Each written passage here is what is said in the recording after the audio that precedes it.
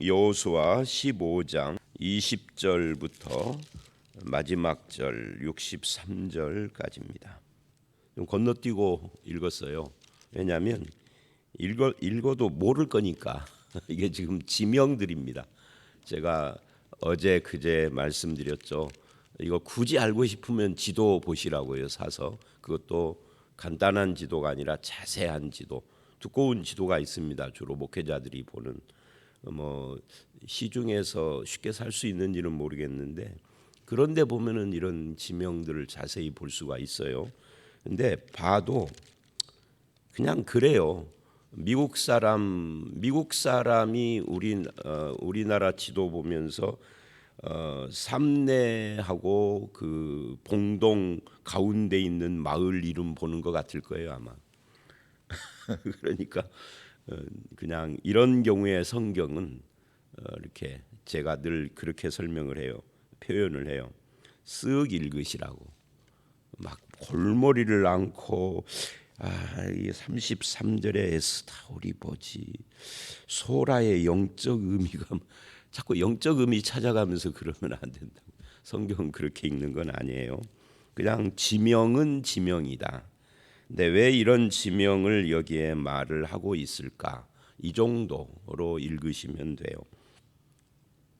방금 우리가 읽은 것처럼 이 본문 20절부터 63절은 유다의 성읍들입니다. 유다의 성읍들인데 읽으면서 느끼신 것처럼 이렇게 몇몇 단락으로 나누어지고 있는 것을 우리가 알 수가 있어요. 이 성읍들의 총 합계 수가 112개 성과 촌락들이라고 그렇게 이제 세어 보면 그렇게 되어 있습니다. 숫자가 중요한 건 아니에요. 굉장히 많은 성과 촌락들이 여기에 기록돼 있다 하는 거고요. 그리고 20절 유다 자손의 지파가 그들의 가족대로 받은 기업은 이러하니라 하고 쭉 열거를 하는데 그게 112개 성과 촌락이다. 그리고 이제 21절서부터 32절을 보면 이게 남쪽의 29개 성읍에 대한 이야기를 하고 있어요. 그래서 이제 이렇게 이야기를 하죠. 유다 자손의 지파의 남쪽 끝 에돔 경계에 접근한 성읍들은 하면서 쭉 성읍들 이야기를 해요. 이 유다는 에브라임하고 므낫세 이 두 지파하고 유다 이 세 지파가 가장 넓은 지역을 받았어요. 그 중에서도 유다가 가장 넓은 지역을 받았죠. 이에 유다 왕국을 설립할 지파이고 이 지파를 통하여서 유다 왕국뿐만 아니라 예수 그리스도가 오실 지파입니다. 그건 창세기 49장에 야곱이 애연을 하고 축복을 했던 그런 내용이어서 하나님께서 유다에게 특별한 배려와 축복을 하시는 겁니다. 이제 사사기에 가면은 이제 이 가나안 땅을 정복하는데 유다가 항상 앞장서라 이렇게 나오거든요. 그런 의미에서 유다는 조금 특별한 지파였다 하는 것을 알 수가 있어요. 하나님이 나와 우리 집, 우리 교회에 남보다 더 큰 무엇을 주었다. 예를 들면 우리 교회가 주변에 있는 교회들보다 숫자가 많다든지 아니면 어떤 좋은 것을 주셨다. 우리 가정의 자녀들이 공부를 잘한다든지 아니면 어떤 특출한 능력이 있다든지 아니면 나에게 뭐가 있다든지 이런 것이 있다면 그것은 하나님이 주신 것인데 왜 주셨느냐면 섬기라고 주신 거예요. 네가 남보다 더 그 높은 위치에 있고 더 많은 것을 가졌으니 지배하라가 아니라 섬기라 하고 주신 것이고 아브라함식으로 말하면 복이 되어라. 복이 되어라 이런 말, 복의 통로가 되라 라는 그런 의미로 주신 것이죠. 그 주신 것이 무엇이냐 하는 것은 중요하지 않습니다. 뭐를 주셨든 남보다 특별한 것을 주셨다면 더 많은 것, 더 큰 것, 더 귀한 것을 주셨다면 일단 하나님께 감사해야 되고 두 번째는 섬기는 삶을 살아야 하고 그걸 사용해서 그냥 애해먹고 앉아서 지배하고 다스리고 뭐 받아먹고 하려고 그렇게 주신 것은 아니다라는 것을 알 수가 있고요. 자, 이제 유다에게 주신 땅이 21절에 성읍이라고 해서 그게 32절까지 쭉 가가지고 32절에 29 성읍과 마을이라는 게 촌락이죠. 들이었는데 33절을 보면 문단이 바뀌죠. 어떻게 바뀌죠? 평지라고 그렇게 말을 합니다. 이제 성과 평지 이렇게 바뀌는 겁니다. 그래서 33절서부터 40절 그리고 이제 여기에는 뭐 평지 이야기를 한 다음에 다시 41절서부터 그대롯과 벳다곤과 나아마 멕게다인이 6성읍과 하면서 또 성읍 이야기를 해요. 36절에도 14성읍이 나오는데 그리고 48절을 가보면 산지는 하고 또 문단이 바뀌어요. 그러니까 이 평지, 산지, 성읍 이런 걸로 문단들이 바뀌고 있음을 알 수가 있고요. 61절을 보면 광야에는 하고 광야라는 말을 합니다. 그러니까 다시 정리를 하면 21절의 성읍, 33절의 평지, 48절의 산악, 그리고 61절의 광야. 그래서 우리가 생각할 수 있는 모든 것을 다 포함을 하고 있다. 이렇게 이야기를 할 수가 있고요. 어제도 말씀드린 것처럼 유다가 받은 이 땅들은 대체로 그렇지 않은 것도 있지만 산악지대 아니면 이제 메마르고 건조한 땅, 네겝 지방 이런 데를 포함을 하고 있고요. 그 사해바다를 끼고 있습니다. 사해바다 서쪽에서부터 남쪽으로 이렇게 끼고 있고 예루살렘도 포함하고 있고 그러죠. 그러니까 훗날 역사에 보면은 예루살렘이 굉장히 중요한 성이 되지만 이 여호수아 시대에는 뭐 예루살렘이나 기브온이나 아니면은 다른 성읍들이나 다 같은 성읍들일 뿐이죠. 나중에 이제 예루살렘에 성막을 들여오고 법궤를 들여오고 그리고 그게 다윗 시대입니다. 그리고 솔로몬 때 성전을 짓고 하면서 이제 예루살렘이 특별한 위치를 차지하게 되는 것인데 그 전에는 뭐 다 같은 성읍 중에 하나니까. 그러나 이제 역사 전체를 우리는 알고 있으니까 예루살렘이라고 하는 중요한 성읍도 여기에 포함되고 그러나 밑으로 내려가면은 대부분 넓은 땅을 차지한 것 같지만 메마르고 건조한 그런 광야지대가 대부분이었다. 네겝 지방. 이걸 이제 우리가 앞에 갈렙의 사위 온니엘과 그 딸 악사가 받았던 걸 우리가 봤죠. 그리고 또 한 가지 우리가 알 수 있는 것은 이 성읍 평지 산악 광야라고 하는 것이 그래서 어떤 이 유다 안에도 또 가문별로 나눠지니까 그러니까 이스라엘이 12지파로 나눠지고 지파 안에는 가문별로 나눠지는 거예요.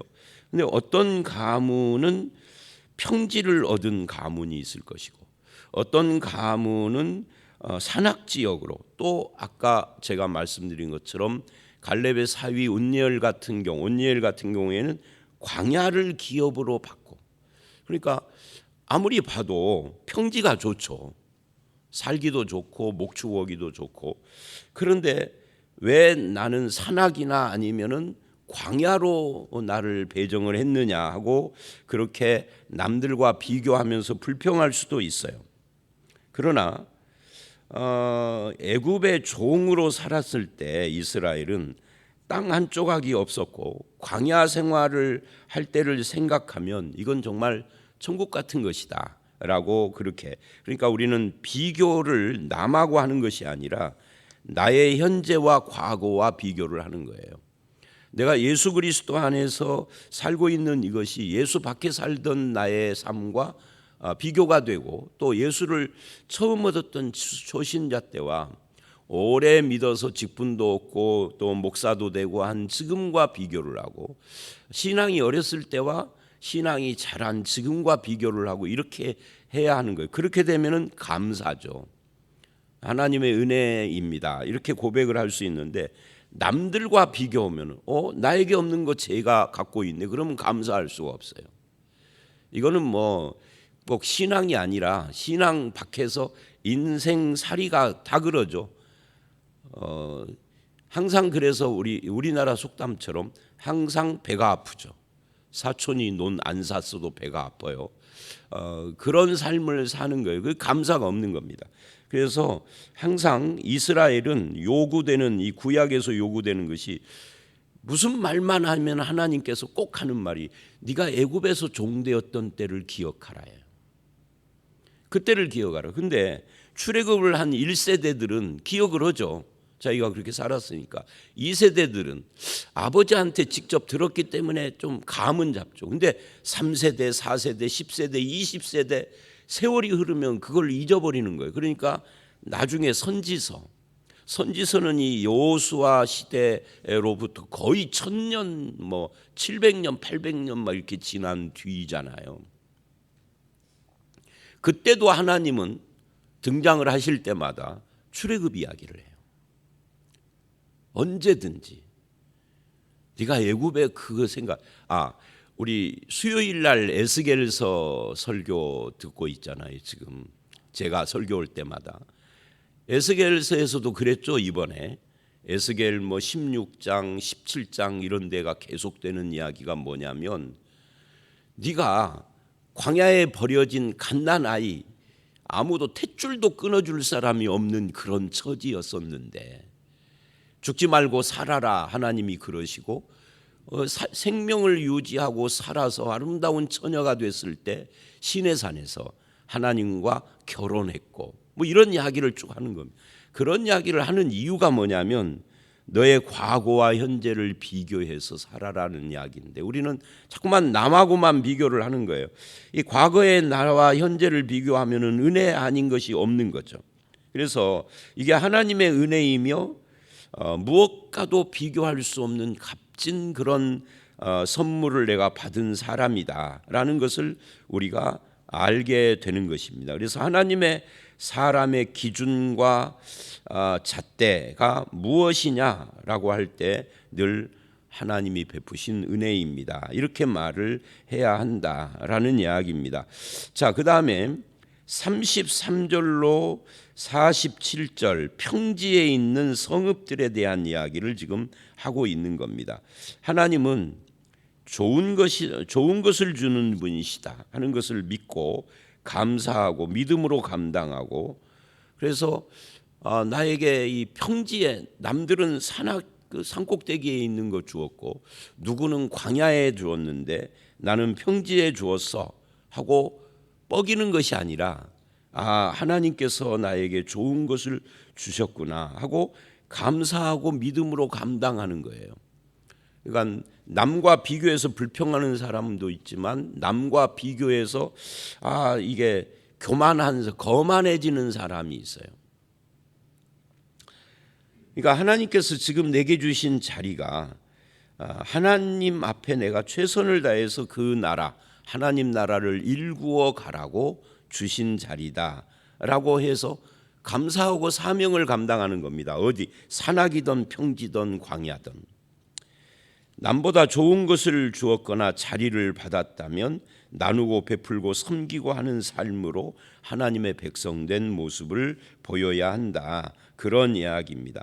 근데 45절로 47절을 보시면 이 평지 단락을 마무리하는 곳인데 거기에 에그론 그리고 아스돗과 그 촌락들과 가사 이런 말이 나옵니다. 에그론, 아스돗, 가사 그 외에 두 성읍이 이제 우리가 알기로는 더 있는데 이 성읍들이 뭐죠? 이것들이 전부 다 블레셋의 성읍들입니다. 블레셋의 5성이라고 말을 하죠. 그래서 구약 성경에 블레셋 이야기를 하면 5왕 이야기를 해요. 왕이라는 것이 이제 요즘으로 말하면 우리 대한민국이 전체가 한 나라지만 옛날에는 전주성 하면 전주성 하나가 한 나라였어요. 그러니까 도시국가 같은 그런 형태죠. 자, 그게 중요한 건 아니고 이 블레셋의 성읍들은 완전히 정복한 것이 아니에요. 나중 역사의 후 나중까지도 계속해서 블레셋은 미정복지로 남아 있다가 다윗 시대에 와서야 정복을 하게 됩니다. 한참 뒤인 거죠. 지금 이때로부터 몇백 년 뒤인 거예요. 다윗 시대가 BC 1000년 정도 되니까 적어도 여호수아 시대부터 400에서 500년 뒤에요. 여러분 생각을 해보십시오. 지금부터 400에서 500년 전이면은 조선 초기란 말이죠. 그러니까 뭐 우리하고는 감이 너무 먼 시대인 거예요. 그러니까 그때까지도 미정복지인데 그들이 왜 그 미정복지냐면 이 블레셋 사람들은 해양 민족이라고 그래요. 지중해 어느 섬에 살던 민족이 이렇게 어쩌다가 흘러 들어와서 팔레스타인에 정착을 하게 된 그들인데 이들이 아주 강력한 무기를 가지고 말하자면 이 가나안 땅은 아직 철기 문화가 안 들어와 있는 시대인데 이들은 철기를 가지고 있으니까 이 전쟁에 강력하다고요. 아주 그 호전적인 민족이기도 하고요. 그래서 정복하기가 어려웠던 거예요. 그러나 이제 다윗에게 정복이 됐는데 그 다윗에게 정복이 되는 스토리 중에서 제일 흥미진진한 것이 골리앗 죽는 장면이죠. 이 골리앗이 바로 블레셋 출신입니다. 결국 이 정복을 못한 땅인데도 이거를 유다의 점령지로 나누고 있다라고 하는 것은 이게 믿음의 문제다 하는 것을 말해주고 있습니다. 이 외에도 아직 여호수아 시대에는 미정복지가 많아요. 근데 그것도 다 나눴어요. 이건 너희 지파가 가져라 하고 이렇게 나눴다고요. 그래서 갈렙처럼 그거를 정복을 해야 돼요. 이 산지를 내게 주소서. 근데 대부분은 못 정복해. 그래서 63절을 보면 오늘 이 말씀의 결론이 쫓아내지 못하였으므로잖아요. 그게 이제 사사시대로 이어져 가는 거거든요. 그러니까 믿음의 문제다. 그럼 믿음의 문제는 뭐냐라고 할 때 그건 하나님이 하신다라는 것을 믿는 거죠. 이게 굉장히 중요한 문제라고 할 수가 있어요. 미정복지가 있을지라도 그래도 가나안 땅은 하나님이 주신 것이다. 그러면 하나님이 주셨는데 미정복지면 뭐겠어요? 내가 감당해야 할 사명이고 책임이고 그런 거죠. 그래서 그 사명을 감당하는 거예요. 우리는 자꾸만 좋은 것, 편안한 것, 내가 뭐 아무것도 안 해도 그냥 내 것 되는 것만 생각을 하는데 안 그랬다는 거죠. 약속에 주신 것이고 그러니 그걸 믿음으로 순종하고 감당을 하는 삶을 사는 것이다. 그런데 이게 여호수아 시대만이 아니라 지금도 세상은 이제 하나님 나라가 예수님께서 초림하심으로써 이미 임했다라고 신약은 말을 해요. 근데 재림을 함으로 완전히 이제 완성되는 것을 기다리는, 그래서 이것을 학자들은 이미와 아직이라고 표현을 하는데 이 이미와 아직에서 아직이라는 말은 여호수아식으로 말하면 우리도 미정복지가 있다는 이야기잖아요. 교회에서 조금만 밖을 쳐다보면 그건 다 미정복지죠. 안 믿는 사람이 세상에는 더 많고, 그렇죠? 우리나라 기독교인이 한때 20%가 넘었다 그러는데 지금은 좀 줄어들었을 거예요. 코로나 지나고 또 뭐 정광훈이니 뭐니 하면서 이 기독교가 지나치게 정치화되면서 그것이 꼭 우파든 좌파든 똑같습니다. 진보 쪽으로 정치화가 돼도 똑같고요. 진보 쪽으로 정치화되면 우파 사람들은 교회를 떠날 것이고 우쪽으로 정치화되면 좌파 사람들은 교회를 이래저래 교인들이 떨어지는 거예요. 교회는 그래서 제가 수요일 날 말했잖아요. 제3의 길, 하나님 나라의 길을 걸어야 한다라고. 우파도 좌파도 아니라고요. 우리는 전라도에 있으니까 좌파가 많으니까, 즉 진보가 많으니까 자꾸 그쪽으로 가지만 하나님 나라의 길을 걸어야 한다. 그런데 하나님 나라의 입장에서 보면은 20%도 이제 안 될 텐데 20%라 치고 80%는 미정복지인 거예요. 미정복지지만 우리는 그걸 정복하라가 아니라 하나님 나라가 이미 초림으로 이미 임하여 있다. 우리는 그 나라의 통치를 받지 대한민국 정치의 통치를 받는 자들은 아니다. 미정복지는 그냥 사명인 거죠, 우리에게. 그 미정복지 80%를 위해서 기도해야 할 사명이고, 전도해야 할 사명이고, 섬겨야 할 사명이고, 정치 구호를 외쳐야 할 사명은 아닙니다. 하나님께서 저를, 또는 여러분도 마찬가지입니다. 여러분을 성도로, 저를 목사로 세우신 것은 정치적으로 승리하라고 세운 것은 아니에요. 성경 어디를 봐도 그런 건 아닙니다. 내가 지지하는 쪽이 선거에 승리하라고 나를 목사로 세우신 건 아니죠. 하나님 나라와 그 복음을 위하여 세운 것이에요. 이것이 훼손되면 우리의 신앙이 잘못된 겁니다. 그래서 이 미정복지, 이 세상은 하나님 나라를 거부합니다. 그래서 우리는 그것에 대해서 사명이 있는 거죠. 나에게 이미 임한 하나님 나라를 감사와 믿음으로 받고, 미정복지에 대해서는 사명으로 생각을 하고, 어떤 사명이요? 복음을 전하는 사명인 거죠. 영혼을 구원하는 사명이고요. 자, 그런 것을 우리가 생각을 해봐야 한다라는 이야기예요. 그런데도 결론은 쫓아내지 못하였더라라고 63절에 결론을 내리는 겁니다. 이 쫓아내지 못했다 하는 데가 어디냐면은 예루살렘입니다. 예루살렘 거민인 주민인 여부스 족속을 유다 자손이 쫓아내지 못했다. 언제까지 쫓아내지 못했죠? 다윗 때까지. 그래서 전에도 한번 설명을 했었는데, 예루살렘의 이름이 시온성이라고 합니다. 그리고 또 다른 이름이 있는데 다윗성이라고 합니다. 그러니까 예루살렘은 이름이 세 가지가 있는 거예요. 그러니까 예루살렘 이거는 그냥 원래 성 이름이고요. 시온성 할 때는 종교적인 의미가 들어가 있는 거고요. 다윗성 하면은 다윗이 정복했기 때문에 다윗성이라고 그러는 거예요. 약간 좀 왕국이라는 분위기를 갖고 있는 거죠. 그런데 이 예루살렘 거민인 여부스 족속을 다윗 때까지 쫓아내지 못했다. 그러니까 믿음의 사람 갈렙이나 온니엘만 있는 것이 아니고, 그렇게 믿음으로 감당하지 못하는 사람들이 더 많았어요. 그래서 자기에게 배당된 성읍이 있어도 그걸 감당을 못한 거죠. 그런데 이제 의문점이 하나가 있습니다. 그건 뭐냐면 여호수아 10장을 가보면, 10장 22절로 27절을 보면, 여러분도 그 10장을 보실 때 느꼈는지는 모르지만 아마 이 예루살렘에 대한 전체적인 것을 대충 알고 있는 분들은 그때 느꼈을 거예요. 그건 뭐냐면 이런 말씀이 나와요. 여호수아가 예루살렘 왕을 죽였다라는 표현이 나옵니다.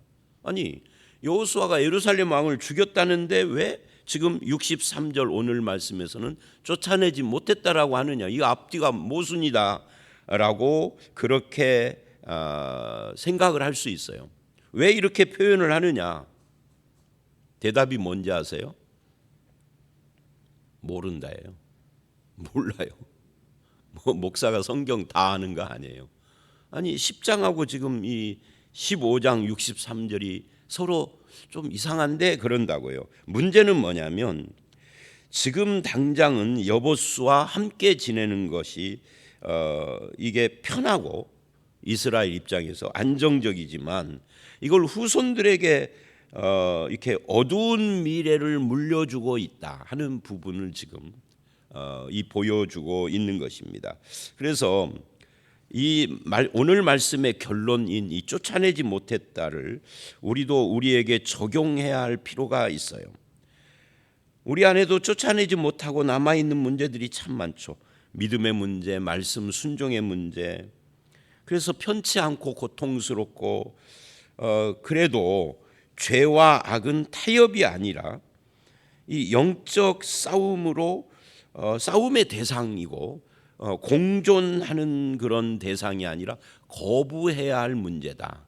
그래서 이런 것들을 생각을 해야 할 필요가 있고요. 어정쩡하게 동거하는 것을 뭐라고 하느냐면 구약 성경에서는 이것을 옆구리의 가시라고 그래요.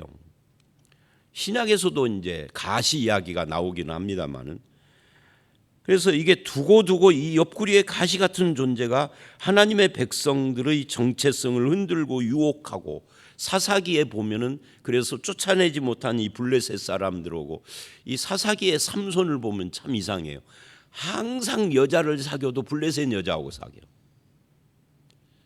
그래가지고 이상한 짓을 하는 거예요. 아니 자기 민족 여자들은 안 이뻐 보였던 모양이에요. 삼손이 그래요. 그러니까 유혹이다 그 말이죠. 쫓아내지 못했던 이들이 결국은 신자의 정체성을 흔들고 유혹하고 위협을 하고 그런다는 거예요. 오늘 우리도 똑같다. 죄의 세력과 타협하게 되고 결국은 타락하는 거죠. 그래서 이제 사사기가 이어져 가는 거거든요.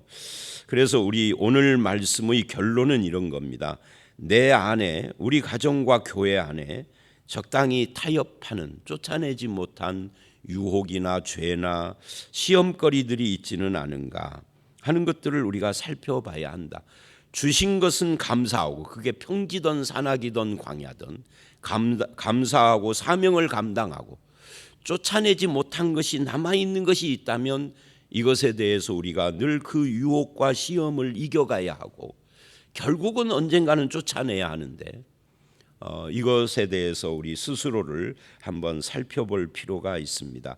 하나님의 은혜를 의지하고 주신 것을 감사하며 내 사명은 무엇인가를 생각하고 내게 남아있는 유혹과 시험들은 무엇인가. 그래서 이런 것들에 대해서 적절하게 믿음으로 대처를 하면 그 사람은 신앙이 성장해 가는 겁니다. 하루아침에 펑 하고 성장하는 것이 아니라 그런 삶을 꾸준히 해가면서 신앙이 성장해 가는데 그런 저와 여러분들이 되시기를 주의 이름으로 축원합니다. 함께 기도하겠습니다. 하나님, 지금 유다 지파에게 주신 성읍과 또 촌락들을 이야기를 하면서 어떤 이에게는 평지를 그리고 성읍과 산악과 광야를 주신 것을 봅니다. 나에게 주신 것이 그 어디든지 하나님이 주신 것이고 은혜인 것을 압니다.